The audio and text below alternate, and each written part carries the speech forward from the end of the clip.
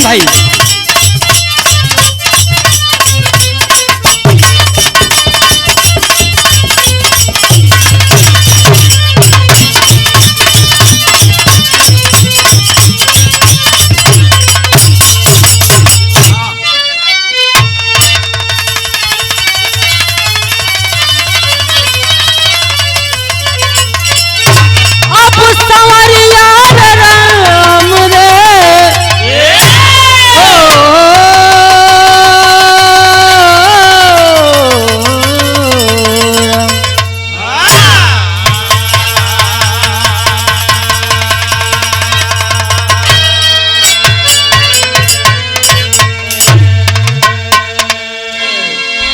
अच्छा भैया, हम गायक कलाकार दीपक यादव, लवली स्टूडियो जौनपुर से ई बिरहा समाज चैनल से भेजत तनी। हमके आशा नहीं पूरा विश्वास बा कि आप लोग प्यार दुलार दी हैं। अरे वाह! हमरे कवि जी दयाराम यादव ई कहानी की बहुत अच्छे तरीके से दर्शाए हैं। आजकल जितना भी समाज में गंदा काम हो रहा है, महतारी बाप का अगर चेहरा का लाली, चेहरा का खूबसूरती अगर बनावे को तो अपन बच्चा, अपन लड़का लड़की बनाई है, इज्जत बनावे को तो लड़का लड़की बनाई है, अगर न बनावे चाहिए तो एक मिनट में पूरा सत्यानाश कर दी। आजकल 12-12 साल, 13-13 साल का लड़का लड़की जो हाई स्कूल में पहुंचे हैं वो भी प्यार कर लिए हैं। और ओकर सबसे बड़ा कसूरदार उनके घर के परिवार के लोग हैं। इनकी बेटवा और बिटिया हमार ऑनलाइन पढ़ाई करत। पहले के लोग भीमराव अंबेडकर बड़े बड़े लोग लालटेमी से पढ़ के नाम कमा दिले, आजकल ऑनलाइन पढ़ाई होत हो। ये सब देखते हुए कवि जी भूमिका के लाइन में लाइन दे रहे हैं क्या?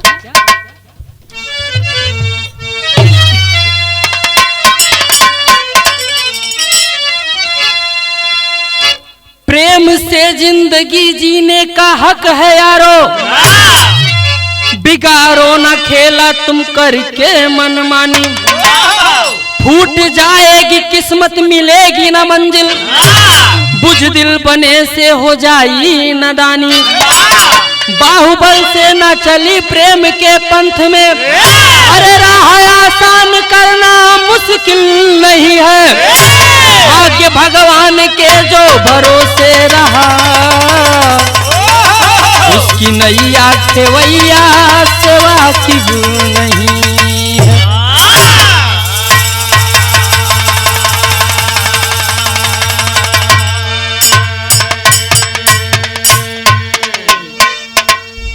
एक लाइन गजल का टुकड़ा दिए हैं क्या?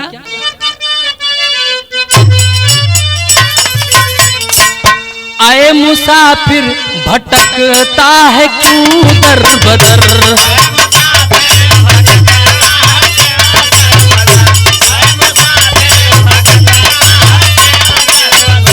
तेरे आलम का रहबर मदीने में है। आए मुसाफिर भटकता है क्यों दर बदर।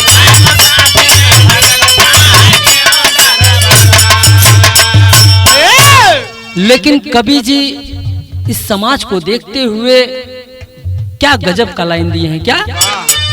इस जमाने में दिलदार दिलबर मिला, इस जमाने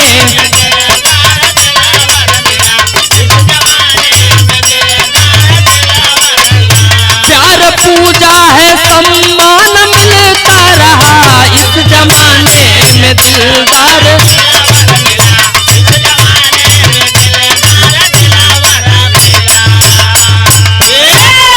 यही से कहानी के शुरुआत भइल। कैसे मास्टर?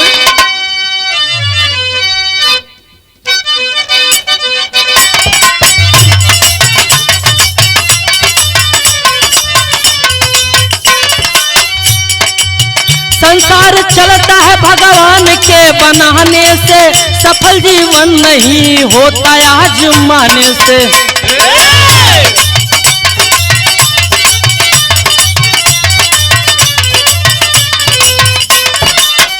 यह एक सच्ची घटना है। घटना कहाँ की है? नागौर जिला राजस्थान के अंदर है। नागौर जिला राजस्थान के अंदर है। कमल चौधरी की करिश्मा बेटी सुंदर है।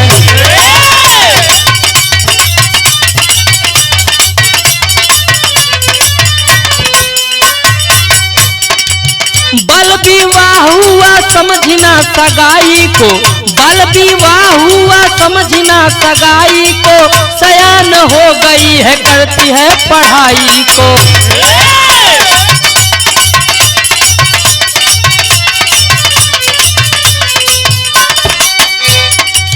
आई तरुणाई जब 16 बसंत पार हुआ, आई तरुणाई जब 16 बसंत पार हुआ, यौवन सुघर तन में सुंदर निखार हुआ।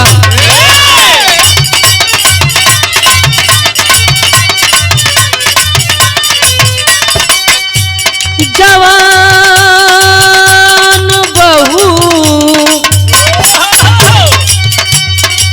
जवान बहू जान ससुर वाले आए हैं, जवान बहू जान ससुराल वाले आए हैं, गौना कराऊंगा दबाव को बनाए हैं।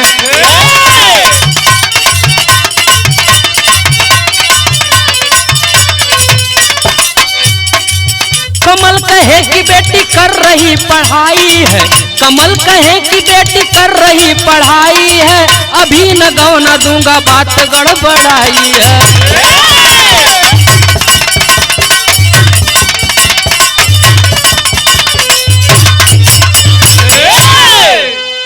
हे भैया कहानी समझ लीजिए, राजस्थान में एक नागौर जिला पड़ता है, वहां पर कमल चौधरी उनकर एक बड़ी सुंदर बिटिया जेकर नाम करिश्मा बतावल गई। करिश्मा 10 साल की थी, तभी उसके रिश्तेदार के कुछ लोग आए, बोले कि बेटी आपकी सुंदर है और हम अपने बेटे मोहन के साथ इनकी शादी करना चाहते हैं। कमल कहे कि भैया अबे थोड़ा सा लड़कियां सियान होदा, 18 साल के बाद शादी करिए।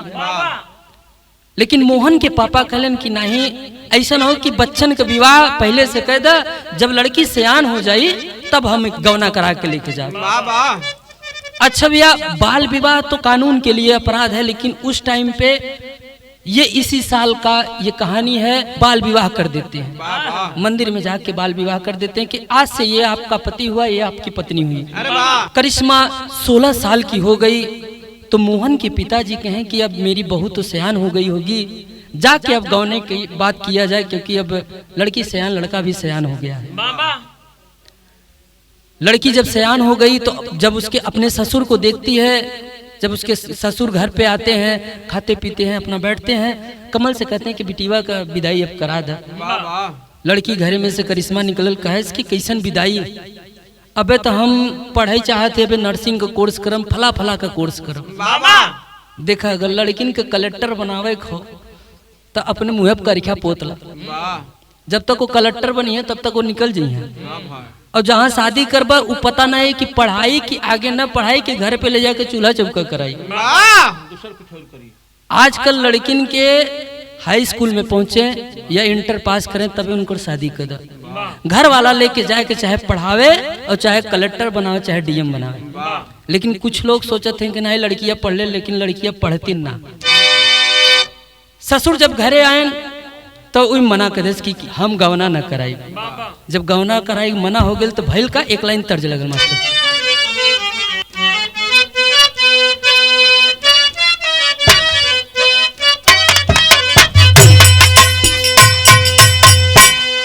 गांव के औरते जब शादी विवाह होला राती में नाच पे गाना गावत कैसे कि रिम झिम बरसई सवनवा हो पिया आए न घरवा, रिम झिम बरसई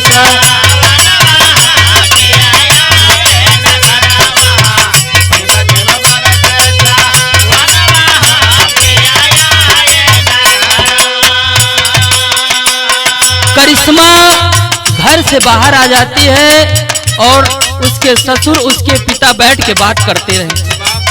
बाहर आके कहती क्या है, करिश्मा आ गई बाहरवा हो बाबू दिनवा न धरी है, करिश्मा आ गई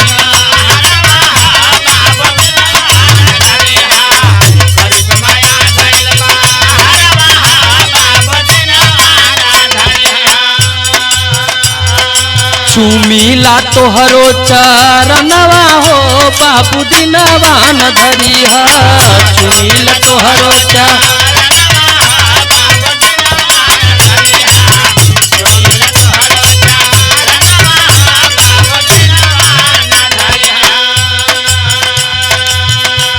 कहती है करिश्मा कि अभी मैं नर्सिंग का कोर्स करूंगी, मैं डॉक्टर बनूंगी। पापा मैं उसके घर से 5 किलोमीटर दूर एक तरना एरिया पड़ता है, एक शहर पड़ता है, वहीं जाके वो पढ़ाई करने के लिए कह रही है। अंतरा के लाइन में कहना है क्या,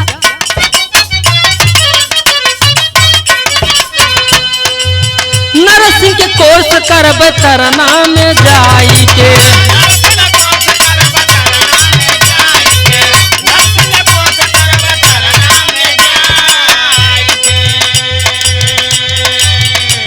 के सेवा करब नहिया लगाई के।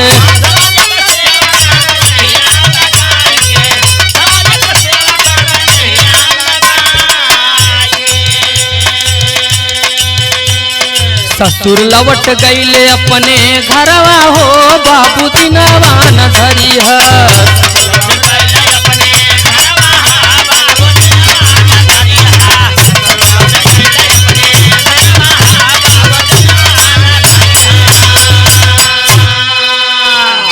जब करिश्मा का यह बात सुनते हैं तो ससुर मोहन के पिताजी कहते हैं कि चला अगर बच्चा पढ़े चाहत हो तो पढ़ाई दे भाई, अगर नौकरी पा जाए तो घर परिवार और इनकर जिंदगी सफल चले।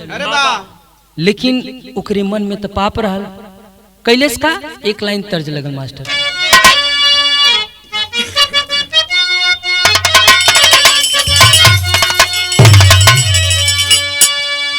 गांव के औरतें बड़ा सुंदर गीत गावेलन जब जुटे लिन तो कैसे, तरे नरिया रवा के बारी, तरे नरिया रवा का बारी उतर चमगे ना लगाइला,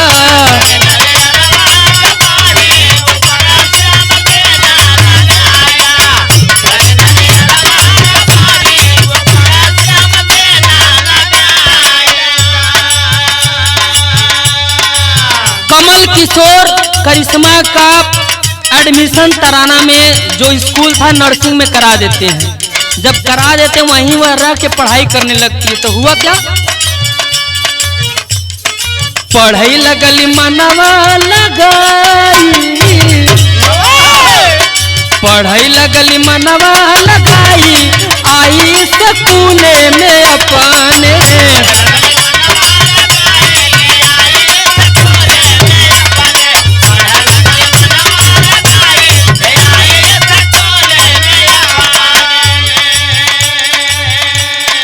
जब पढ़ने लगी तो उसी स्कूल में एक सहदेव नाम के टीचर रहते थे। वो उनको पढ़ा रहे हैं, करिश्मा को पढ़ा रहे हैं, लेकिन करिश्मा का नजर उस टीचर के ऊपर हमेशा था। जब जब पलट के वो सहदेव देखते तो करिश्मा एकदम नजर से नजर मिला रही थी। हुआ क्या, टीचर सहदेव से पढ़ावली प्रीतिया,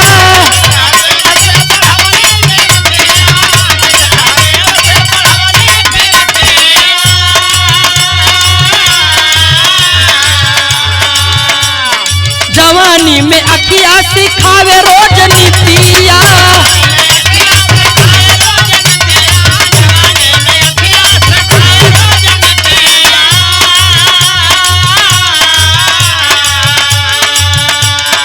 कहली एक दिन टीचर से जाई, कहली एक दिन टीचर से जाई आई स्कूल में अपने,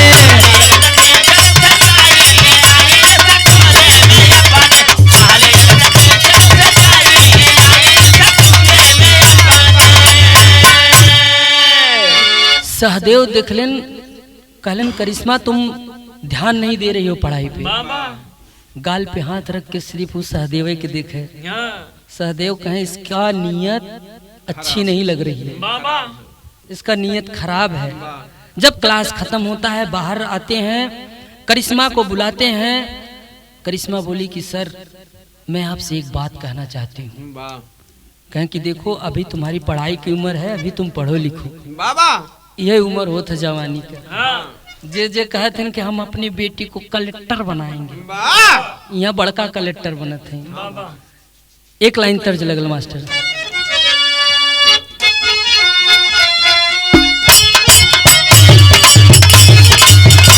भैया बाबा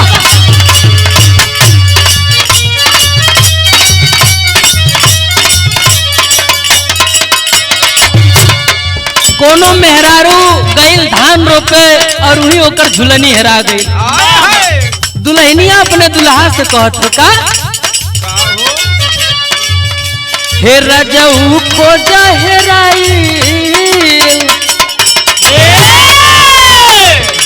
हे रजऊ को जहराइल कहा मोर झुलनिया ना।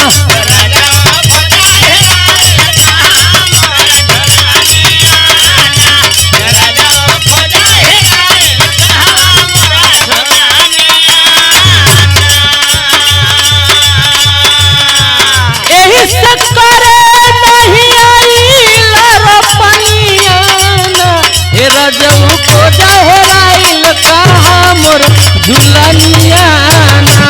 हे रजऊ अरे भैया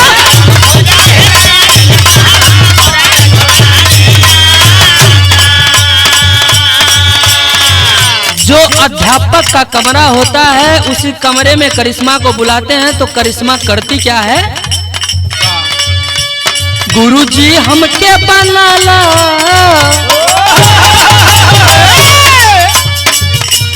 गुरुजी हमके बनाला अपनी दुल्हनिया ना। गुरुजी हमके बनाला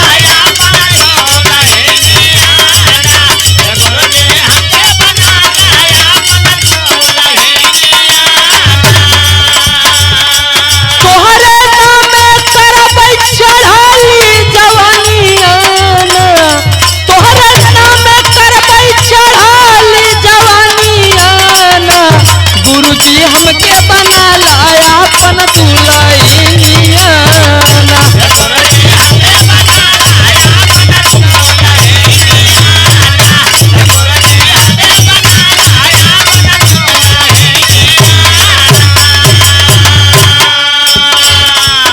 सहदेव कहते हैं कि तुम पागल हो गई हो, मैं शादीशुदा हूँ, मेरे बच्चे हैं और मैं तुमसे शादी कर लूंगा। गांव समाज हमारे नात रिश्तेदार क्या कहेंगे?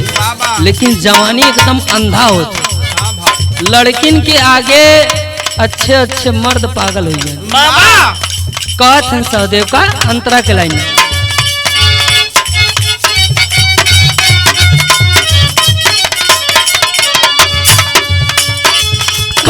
सहदेव हम शादीशुदा बानी।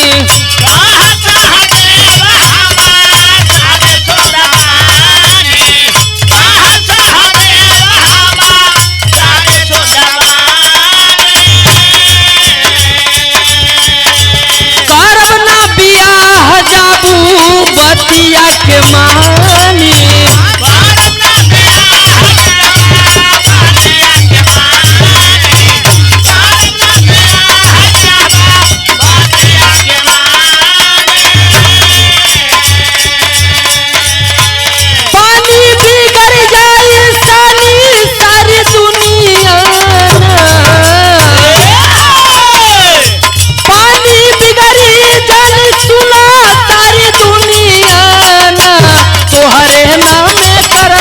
चढ़ली जवानिया ना।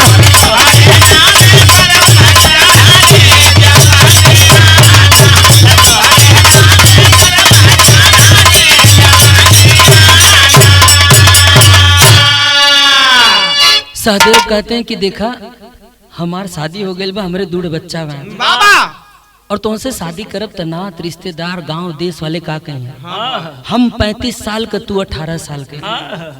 देखा ये जवानी, हाय रे जवानी, हाय रे प्यार, ये सोशल मीडिया का देन है। मोबाइल जौन अपने लड़का लड़किन के सब देते हैं, ये ओकर देन है। दोहा के लाइन में कहना बका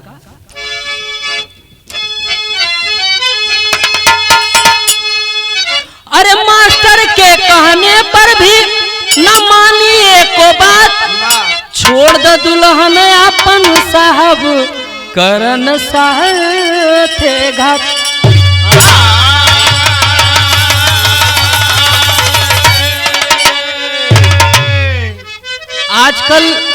आजकल एक नाटक चलत हो कि जानू अगर तुम मुझसे शादी नहीं करोगे ना तो मैं फांसी लगा के मर जाऊंगी, ट्रेन के तरे नहीं तो ट्रेन के नीचे मर जाऊंगी। आधा बेचारे इतना टेंशन बायन कि अगर मर जाए तो बतियात हम ही है, जेल में जाए खो। आधा बेचारे यहीं फंस गया थे। अच्छा बतियात की बड़ा ना गल्ला गया था, सोना चांदी हीरा मोती। जब कहथिन कि बियाह न करब तो हम मर जाए, तब बेचारे के बुद्धि चकरा जाता। कहा था करिश्मा कि तू अपन मेहरारू छोड़ दा, अपन लड़का छोड़ दा, तू हमसे शादी कैला। काहे ऐसन कैला तू, काहे हमसे प्यार कैला। अब इनकर सोचन कि 18 साल का लड़की पाए है न खूब अपन मुँह मारे 10 दिन, ओके तो बस फंसावे के रहल। जब हम बिस्तर हो गए वीडियो बना के रख ले, कहलस कि अब शादी न करब तो अब हम वायरल करब। कैलन का तेरी के लाइन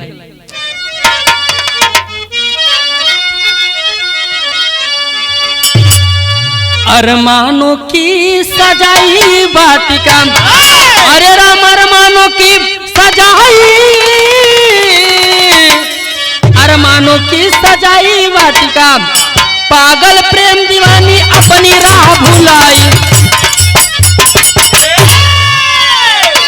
मास्टर साहब का जब नया नया कोनो प्यार हो जाते ना तो अपन मेहरारू गन्हाए लगे। मास्टर घरे जाए तो रोज अपने मेहरारू से झगड़ा करें, कतो लड़कन के मार दें, कतो मेहरारू झगड़ा करें। यार तो नया नया प्यार मिला रहा, 18 साल वाली तो बुढ़िया नगर लागी, कहना बा झूमर लगल।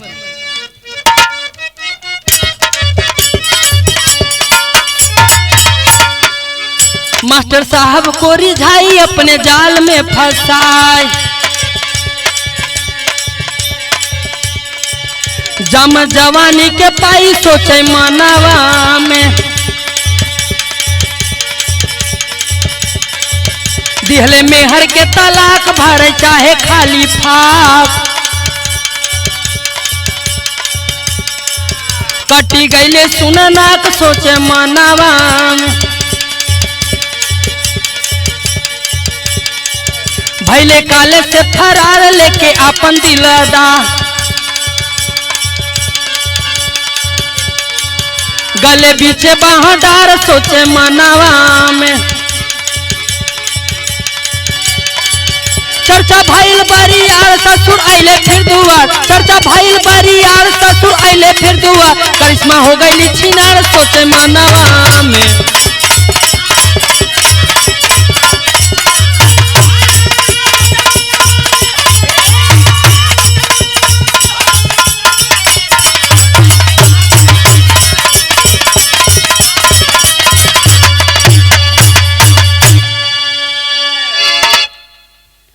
करिश्मा जब मास्टर के एकदम तंग कर दी, ब्लैकमेल करने लगी, मास्टर साहब अपने मेहरारू के मारे पीटे लगले, मारे पीटे लगलेन, अपने बच्चन के मारे लगलेन। देखिए एक औरत एक लड़की चाहे तो किसी का घर बसा दे, अगर चाहे तो किसी का घर उजाड़ दे। अब देखा बसा बसाया परिवार एक इंसान प्यार के चक्कर में गंवा दिया। तलाक हो गया, मास्टर जी का सहदेव का तलाक हो गया, बच्चा बच्ची सब अपने घर पे चले गए और मास्टर साहब का कैलेन करिश्मा के लेके फरार हो गए। फरार हो गए। आजकल सोशल मीडिया का जमाना है, जहाँ जाए घुमा, नया नया जब प्यार रहा था ना तो बड़ा दूर दूर तक सब हनीमून मनाया जाता, ताजमहल के लगे ले गए, जहाँ जहाँ घूमे के प्लेस बा वहाँ जाए फोटो खिंचावे, फेसबुक पे डालें मेरा प्यार, मेरा चांद का टुकड़ा, एकदम नया नया पोस्ट डालें, लोकेशन सबके पता चलत रहा कि कहाँ कहाँ ये जात है। और इधर जो करिश्मा का ससुर रहलन कहलन कि 4 साल बीत गए, अब तक करिश्मा का पढ़ाई भी कंप्लीट हो गई, चली तनी घरवा कही कि गवना उना देबा कि कम से कम कितना बेटीबा पढ़ाईबा। भइल का एक लाइन तर्ज लगा मास्टर,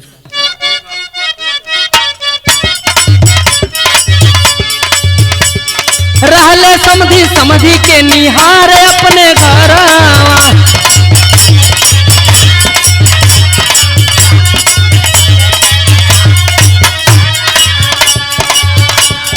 गौना खातिर आइले दूसरे बार अपने घरवा। गौना खातिर आइले दूसरी बार अपने घरवा। रहले समधी समधी के निहार अपने घरवा।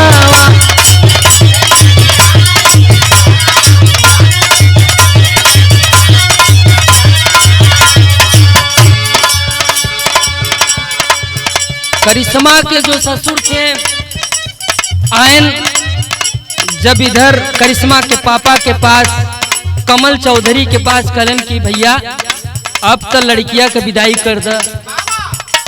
मन एकदम उदास बा, पूरा गांव में एकदम नाक कट गइल बा कि फलाने के बिटिया करिश्मा पूरा गांव में नाक कटा दी।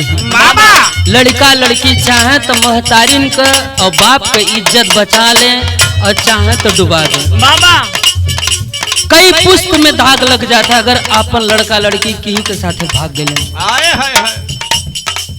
अंतरा के लाइन में कहना बाका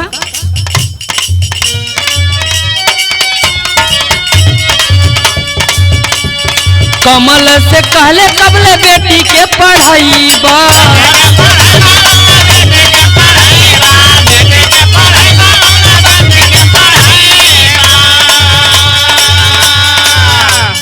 लइका सयान घर में कबले तारा सईबा।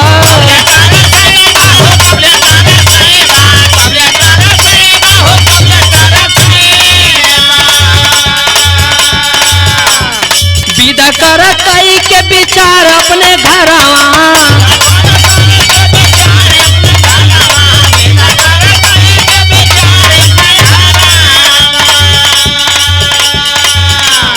विदा कर कई के विचार अपने घरवा। रहले समधी समधी के निहार अपने घरवा।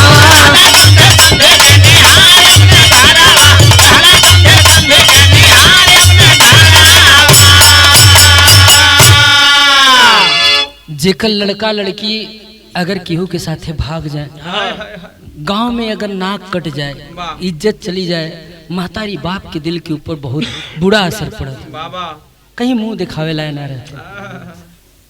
आदमी पालत है, पोसत है, बड़ा करत है कि कम से कम हमरे बुढ़ाई का सहारा बनी है। लेकिन आजकल तो प्यार चलो तो महतारी बाप 20 से 22 साल तक पाल ले जी, उनकर प्यार नजर न आई। ये 2 साल का 4 साल का चुम्मा चाटी वाला प्यार एक विदा जान दे विदा तैयार है। करिश्मा का ससुर आ गइलन, करिश्मा के बाबू से कहलन कि भैया विदाई उदाई कह दे। बुखार छोड़ के रोए लगलन। कहलन कि का विदाई कह दी, ऐसा मन करत हो कि फांसी लगा के मर जाई। हमार तो पूरा दुनिया उजाड़ ले ले। बल्कि बाज बाजिन रहा होती तो कम से कम यही सब कहते निर्वंशिया है। बाज बाजिना है, लड़किया का हालत का जाने, लड़किया का दर्द का जानबे। लेकिन आज पूरा जिंदगी भर हमें रोए खोई। विदेशिया के लाइन में कहना बका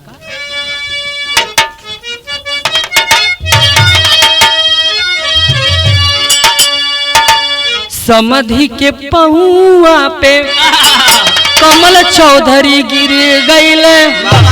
विद्यालय में बाटे नहीं हमारी बबुनिया।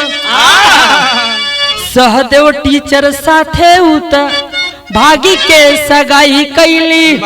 कौने मुहे रखी तोहर हमारी लगनिया। हे समधी उ तो गई रही जहाँ नर्सिंग कोर्स करते रहे, वहीं एक टीचर रहा सहदेव, ओकरे साथे प्यार करके भाग गई। बतावा कैसे गवना रखी, कुछ समझ में ना आवत हो। चौधरी साहब रहलन, रोए लगलन, पैर पकड़ के कहलन कि हमार तो पूरा इज्जत बर्बाद हो गई। कहना बका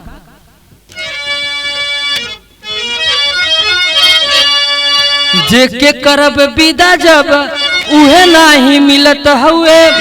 माफ कई द जवन भइल हमसे नादानिया। साक लागल ससुर के लवटी अपने घरे अइले। मोहन से कहे बेटा भागल तुर दुल्हनिया। घरे लौट के आ गए। मोहन पूछलन कि का भा बाबू कुछ बताएं कि ना बताएं। बाबा कहे बेटा का बताई।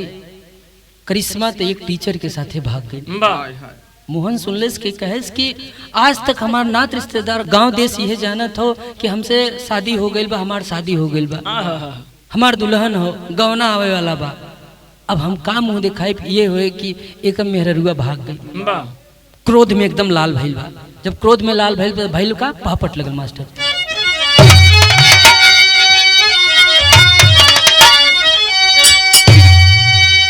अरे भरे क्रोध में साझ के अपन टोली दुल्हन खोजले।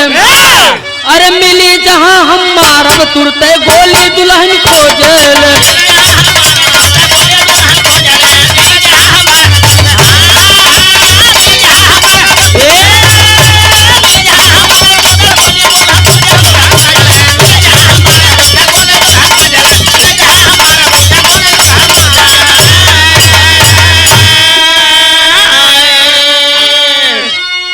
जब लड़की भागती है तो लड़की का इज्जत नहीं, लड़कों का भी इज्जत जाता है। बाबा मोहन कहलेस कि अगर भाग गए हमार नाक कटा देलेस पूरा गांव में, हम ओके जहां पाए वहां गोली से मार भइल का। 1 साल मास्टर के संग में करिश्मा समय बिताई हो। 3 माह का गर्भ पेट में पाले ली हर साई हो। एक दिन सहदेव कहले दिलवा खोले दुल्हन खोजे ले। ने भी परीक्षा दे पाई जाके दुल्हा दुल्हन खोजे ले।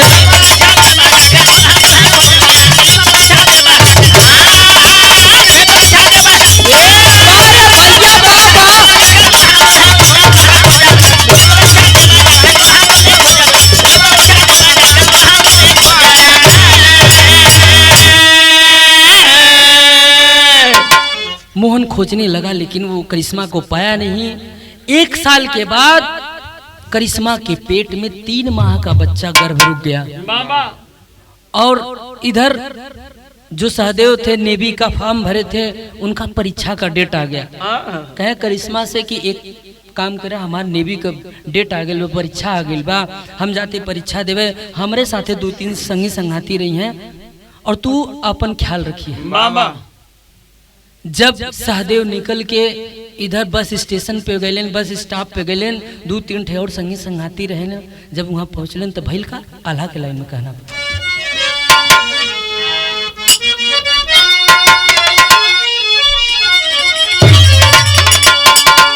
एहर सहदेव देवई जब चलल परीक्षा भैया। ओहर मोहन खोजत खोजत गईले वही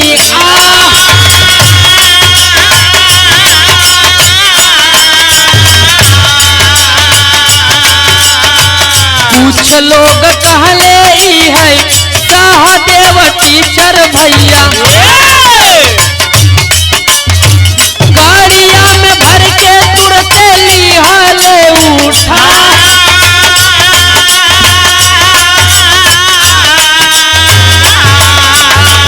थाने का एप्लीकेशन नहीं आयल कौने कमावे भैया। मारी के दिहले झाड़ी बिछावई बहा।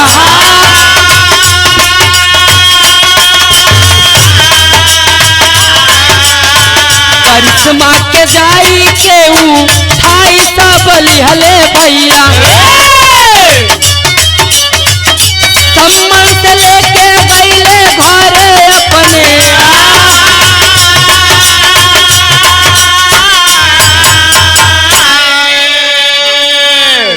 जैसे ही सहदेव बस पे चढ़े लगलन, पीछे उनकर 2 ठे दोस्त रहलन, उन्हों चढ़े लगलन। तब तक एक कार आके रुक जाती है। उसमें से 3-4 लोग करिश्मा का भाई और करिश्मा के पापा और इधर मोहन और मोहन के पिताजी और 2-4 लोग थे। दौड़ के आते हैं और सहदेव का कॉलर पकड़ के खींच लेते हैं। खींच के उसे कार में लेके चले जाते हैं। सब चिल्लाने लगता है कि ये क्या हो रहा है, ये क्या हो रहा है। फेसबुक पे और इंस्टाग्राम पे तो अपन फोटो पोस्ट करत रहलन। देखा ये सोशल मीडिया, चेहरा का पहचान तो वैसे ही पता रहा कि सहदेव के हो। तुरंत उठा के कार में लेके गए, कुछ दूर ले जाके बोटी बोटी काट के वही झाड़ी में फेंक दिले। जब झाड़ी में फेंक दिलेन, ई लोग जब शादी कैले रहलन तब एप्लीकेशन थाना में दिले रहलन कि हम लोग बालिग हो गए हैं, अगर हमारे ऊपर कोई भी दिक्कत आती है तो हमारे सास ससुर और हमारे घर के लोग ही जिम्मेदार होंगे। करिश्मा यही लिख के दी थी, लेकिन उनने जब काट के फेंक दिलन, करनो एप्लीकेशन काम में ना आई। जब काम में ना आयल, आइलन मोहन आके करिश्मा के कार में बैठा के और तुरंत लेके अपने घरे चला आइलन। इधर पूरा तहलका मच गई, पूरा गांव रिश्तेदार सब जगह तहलका मच गई कि करिश्मा एक ना दू घर उजाड़ दिले। देखा, एक लड़की चाहे तब परिवार बसा दे, एक लड़की चाहे तो पूरा घर उजाड़ दे। कितना कितना महाभारत रामायण लड़किन के चक्कर में लिखा गया। सदर के लाइन में कहना बगा,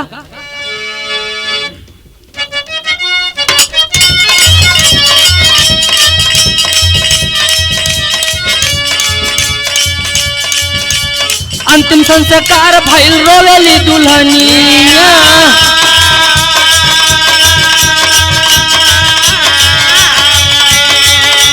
करिश्मा के सास ससुर गईले जेल में आया।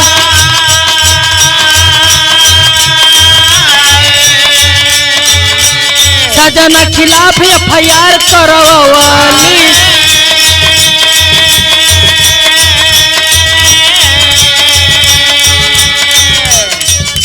मोहन माई बाप सब गईले धरा।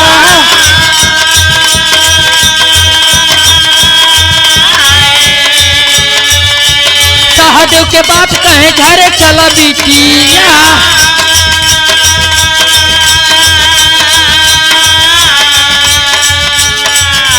बेटवा के निशानी तोरे पेटवा में बा।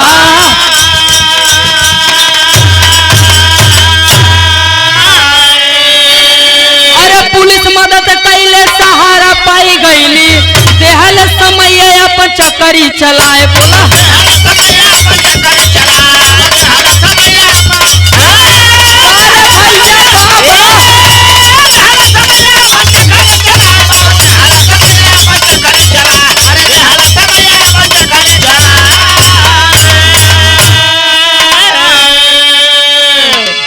रोड के बगल जहाँ झाड़ी में सहदेव का लाश फेंके थे, सुबह गांव के लोग उधर जा रहे थे, देखे लाश पड़ी हुई है, कुत्ते पूरा उस लाश को काट काट के खा रहे थे। पुलिस पे FIR करवाते हैं, फोन करते हैं, पुलिस वाले आते हैं, उस लाश को उठा के ले जाके पोस्टमार्टम करते हैं, चेहरे की पहचान किया जाता है। फेसबुक इंस्टाग्राम से पता चलता है कि यह सहदेव जो स्कूल के टीचर थे वो राजस्थान के रहने वाले हैं। माई बाबू जब पता पोलन खमरे लड़किया के बोटी बोटी काट के फेंक दिले बने, रोत रोत अवलेन छाती पीटत हैं लसिया पे। कलन की हे बेटवा कौन दिन दिखा देला, इतने अच्छे से शादी ब्याह तोहार कैले रहनी, तोरे 2-4 लड़किया रहलन, मेहरारू रहल, लेकिन तू एकरे चक्कर में अपन जिंदगी बर्बाद कर दिला।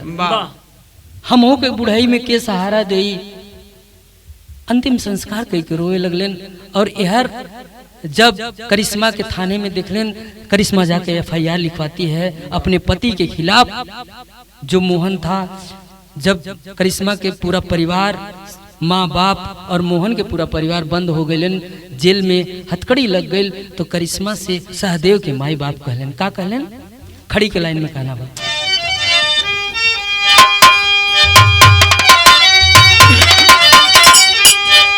कहलन कि हे बिटिया तोरे पेट में 3 महीना का बच्चा बा, उही के देख के कैसे जिंदगी पार कर ले, तू हमरे घरे चला। जब करिश्मा के इधर सहदेव के माँ बाप अपने घरे लेके अलन, रात का समय रहल, खाना पीना खा के सब छते पे सूता बन, और वो करिश्मा धीरे से गोड़ दबा के 2-3 दिन 4 दिन बीत गए, रह नहीं पावत हो, गोड़ दबा के नीचे अले। सब सोचन के पानी पिए गई बा, लेकिन जब 1 घंटा बीत गए तो भइल का, खड़ी के लाइन में कहना बा,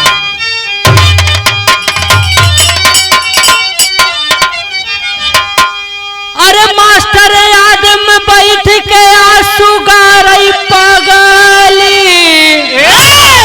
सब कर ताना सुन के दिनवा गुजारई पगली।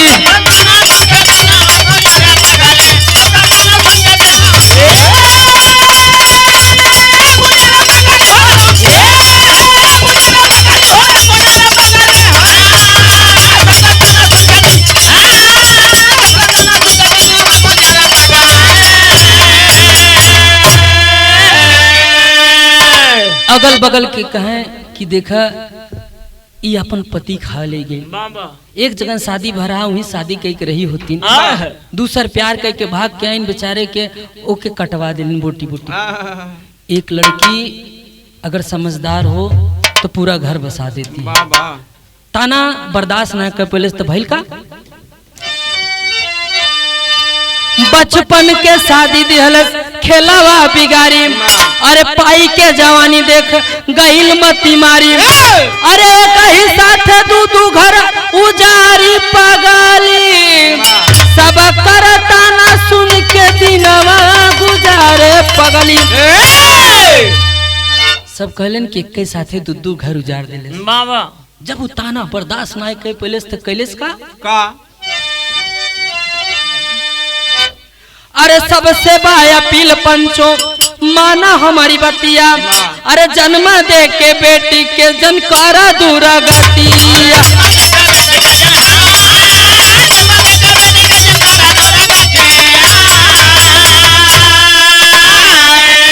तोहरे मर्ज से समैया से हारे पगली, सब करता ना सुन के दिनवा गुजारे पगली।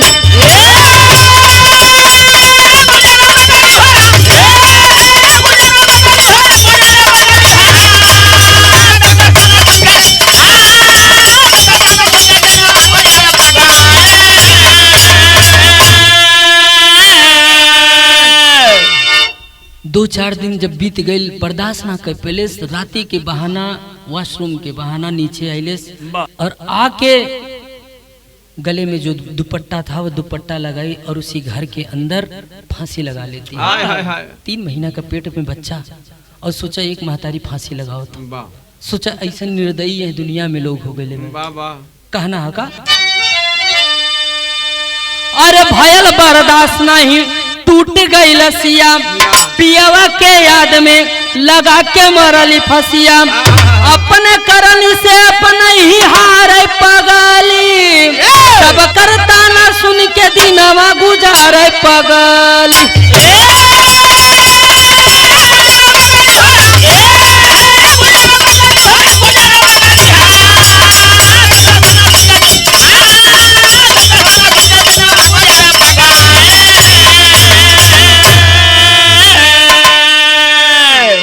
हाथ जोड़ के सबसे यह गुजारिश बा अगर लड़का लड़की जहाँ शादी करे चाहे वहाँ शादी कर दो, नहीं तो आपके साथ आपका घर परिवार नात रिश्तेदार सब बिखेर देंगे। यहाँ से गुरु घराने का परिचय लगल। साधु नटखट बाबू नंदन स्वार्थ है समझाए, अरे सुखई दिन कर लाल जवाहर बाल विवाह हटाए।